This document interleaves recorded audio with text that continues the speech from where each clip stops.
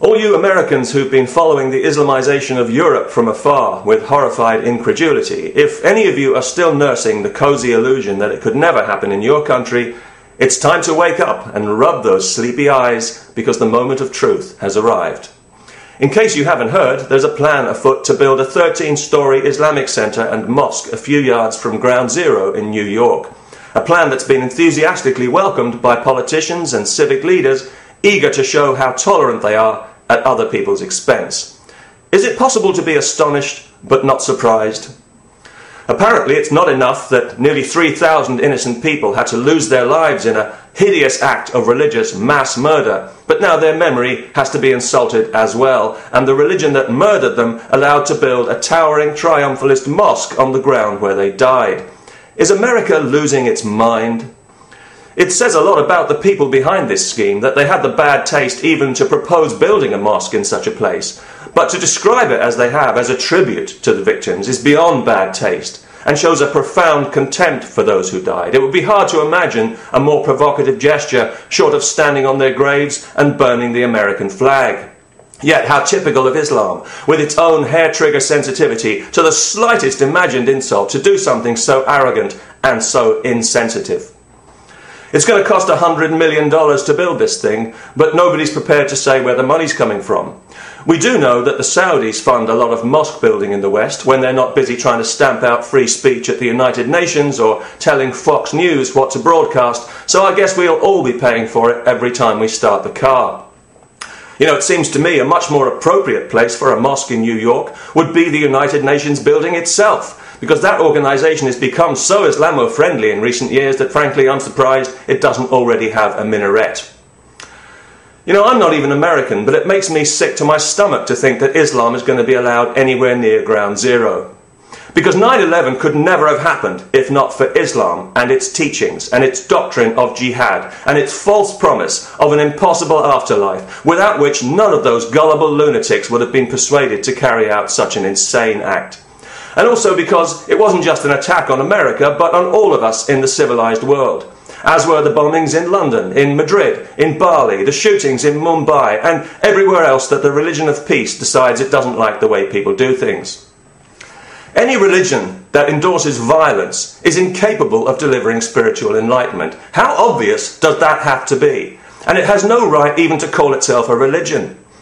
Without the shield of religion to hide behind, Islam would be banned in the civilized world as a political ideology of hate, and we have no obligation to make allowances for it any more than we do for Nazism. It's a bigger threat to our freedom than Nazism ever was. Yes, both are totalitarian and both divide the world unnecessarily into us and them, the pure and the impure, and both make no secret of their desire to exterminate the Jews. But we were all more or less on the same side against the Nazis, whereas the Islamo-Nazis have got plenty of friends among people in the West who ought to know better. American politicians now regularly make the kind of dimmy noises about diversity as an excuse for Islamization, the same kind of thing that we've become so depressingly familiar with in Europe. It's true that diversity has been good for America. It's been the making of that country. But American diversity has always been grounded in respect for the values, the individual liberties that make America what it is. Islam rejects those values, and that's the difference, and it's a very important difference. Islam despises what America is. It rejects everything America stands for, including freedom and diversity. And any Muslim who denies that is a liar. The organisation behind this scheme is called the Cordoba Initiative, and the building is to be called Cordoba House. And this is because Cordoba, or Cordoba, is the city in southern Spain where Muslims built their first great mosque at the start of, and as a symbol of, their conquest of Spain. The Ground Zero Mosque is intended to serve the same purpose in America. Building mosques on conquered sacred ground is standard practice. It's what Islam has always done to assert its supremacy, and that is what's happening here. And of course they know how insulting it is, how offensive it is. Are you kidding? Why do you think they chose a site as close as possible to Ground Zero? Or do you think that that was just an accident?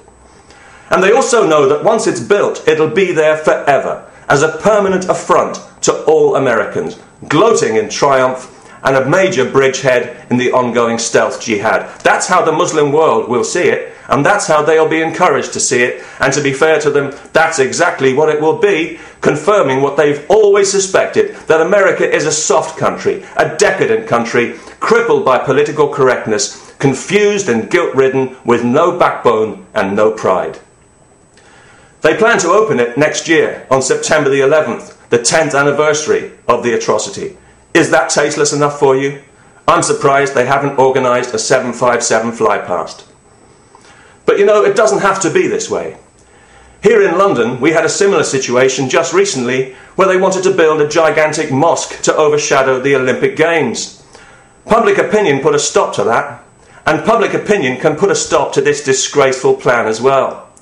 And it can tell this group, and the politicians who support them, that enough is enough, and that this is one insult too far, and that America is a big country and there's plenty of room for them to build their offensive mosque, if they have to, somewhere else, somewhere perhaps more appropriate to the spirit of their religion, like the Arizona desert or Death Valley. Peace, and God bless the kuffar.